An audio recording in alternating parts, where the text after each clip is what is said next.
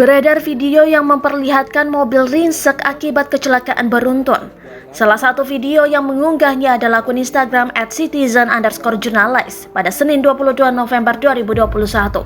Dilansir dari Tribun Palu, diketahui video tersebut merupakan kecelakaan lalu lintas atau laka lantas di kilometer 11 jalur Kebun Kopi, Desa Toboli Barat, Kecamatan Parigi Utara, Kabupaten Parigi Mutong, Senin 22 November 2021 sore.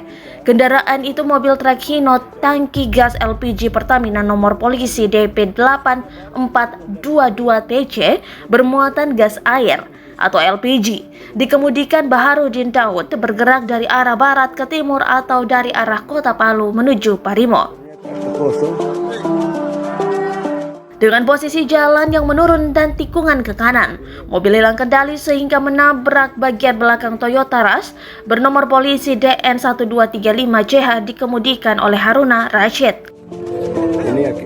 Posisi mobil itu sedang terparkir di kiri jalan, diungkapkan oleh Kasat Lantas Polres Parimo Ibtu Iketut Sugiyarta pada Senin malam.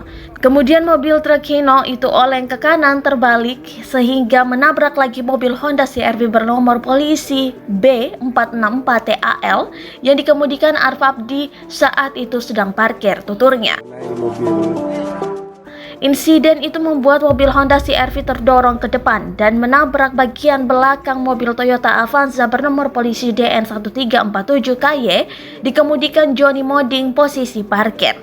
Adapun akibat kecelakaan itu, penumpang truk Hino tangki gas mengalami luka, sedangkan 5 unit kendaraan lainnya mengalami kerusakan material. Tidak ada korban meninggal, satu penumpang mobil truk luka ringan, kata Ibtu Iketut Sugiyarta.